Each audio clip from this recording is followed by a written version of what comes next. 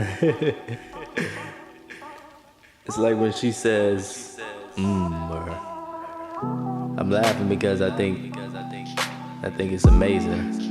Already got me Mixtape. Let's destroy mankind. Come on, come on. Show me the man, blow out his mind. Click, clap, bang, bang. Another body just awakened.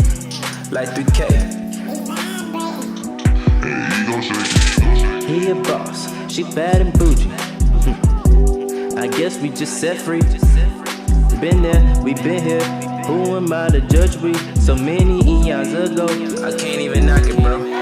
Fuck 12, flip that dope. Fuck Trump, I'm next hoe. Fuck no one, that's Sky Flow. The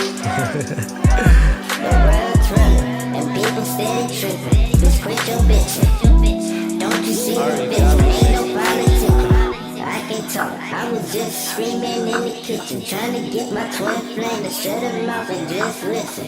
But we know that's no getting. I'm her dog, so it's me that needs to listen. Back a line I go. It's a plan. Back a line I go. It's a plan. Back a line I go. It's a plan. Back a line I go. It's a plan. Back a line I go. Like how I say, everything begins at the beginning. But from the time I was a very small child, I was always looking for answers. And even when we lived in San Diego as a kid, I was a kid, and we lived right next to a school. And so even though I was, I guess, 3 or 4 years old, in those days they didn't have rules like they have today. And so I was allowed on the school grounds. So by the time I actually started school, I was already reading and writing. And so in first grade, I recall the teacher said, "I don't have any place for you." So the teacher used to put me out on the porch, and I was reading Bullfinch's mythology and Aesop's fables and stuff like that. So there was books like in the Bible. I got really interested in the Bible. It was a small child, and because I was always looking for answers. And I remember in school, the teachers used to, some of them loved me, because I had so many questions, and some of them hated me. It was just, Hicks, go sit in the hall, because I had so many questions. It depends on the kind of teacher. And so everything just kept moving forward that way through my life. And I've always looked for freedom.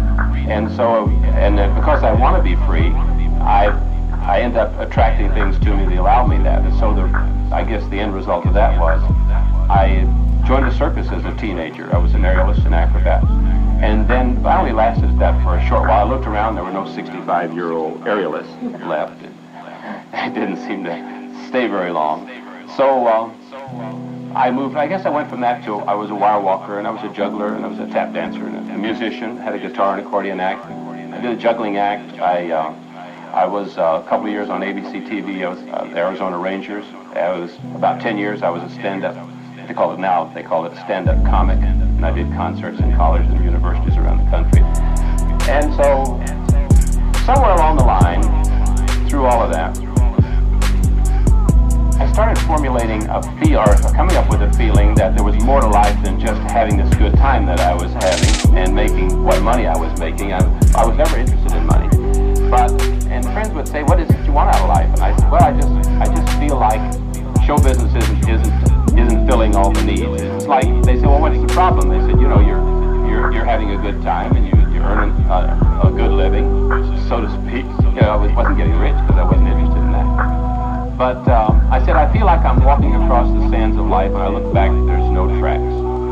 And they said, "Well, you make people laugh, as a comic." I said, "Well, I realize they laugh, but I don't feel like it's of any lasting value. It's like you come into town and someone's back is itchy, and I scratch it, and they say, 'Oh, that's really nice,' and then I go on to the next town, but the next day their back is itchy." And so and then people were saying to me, "What is it you want to be with your life? What do you want to do?"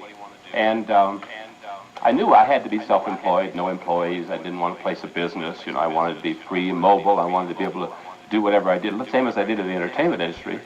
And I had this kind of punchline. I used to say, in every life I touch, it has to either leave them where they are or elevate them, but no one will ever be diminished because they knew me. And my friends or people that I would say that to would almost invariably laugh at me and say, "Oh, Jerry, you're such a dreamer. There's no such thing as anything like that."